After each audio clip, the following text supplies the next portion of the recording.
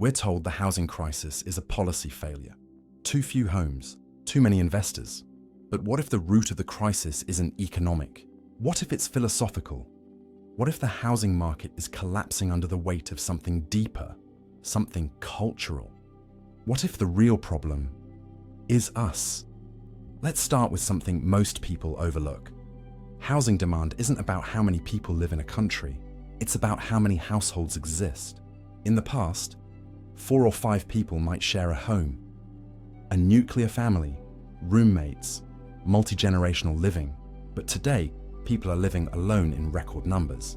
In the US, 1 in 4 homes is now occupied by a single person. In cities like Stockholm, it's over 50%, so population might be flatlining. But household formation is exploding. Why? Because the average person isn't waiting to pair off before buying a place. Single women now buy homes at more than twice the rate of single men. Young professionals, divorced adults, remote workers, all forming households of one. More independence means more demand per person. More demand means higher prices. It's basic math, but here's the real question. Why is everyone so eager to live alone? Some of it is economic, some of it is demographic, but a lot of it is ideological. We live in a culture that worships individual freedom, not just as a value, but as an identity. You don't just want your own room. You want your own lease, your own bathroom, your own kitchen, because anything shared feels like a compromise. Cohabitation, that's a throwback. Dependence, that's weakness. From girl boss feminism to hustle culture to solo travel influencers, the message is clear. You don't need anyone.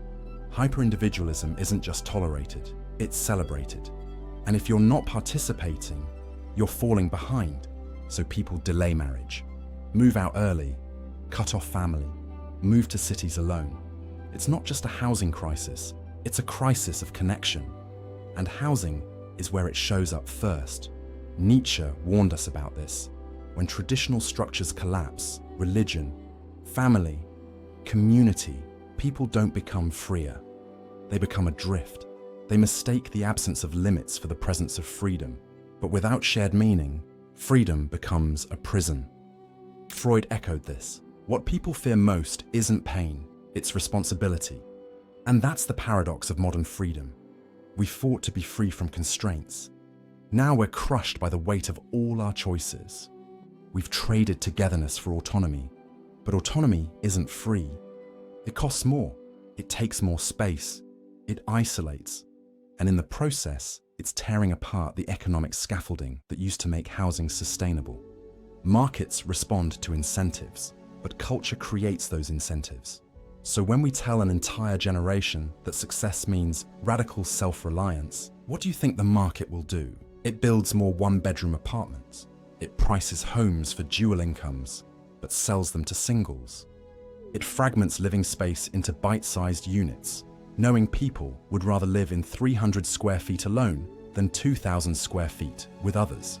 Developers aren't evil. They're just following demand. But demand isn't just economic. It's ideology made real.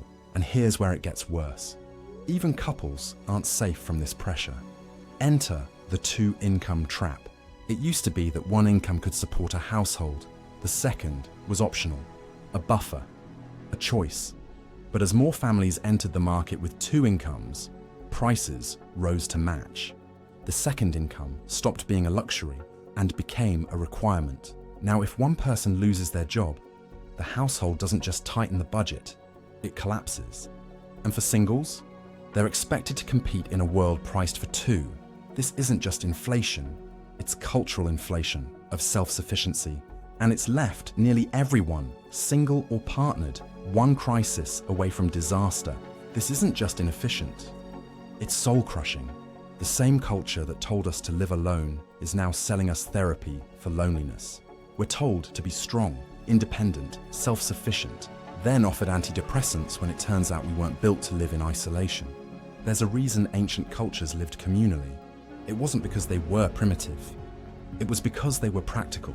Even in our relationships today, we prioritize personal expression over shared purpose. We each want our own brand, our own story. our own apartment. But the cost of this freedom isn't just economic, it's psychological, and the bill is coming due. So when we talk about the housing crisis, we need to stop pretending it's just about interest rates or zoning laws. Those matter, but they're symptoms, not causes. The deeper cause is that we no longer build our lives together. We used to share homes because we shared life goals, family, faith, community. Now we share a timeline, a story, a vibe, but not a mortgage.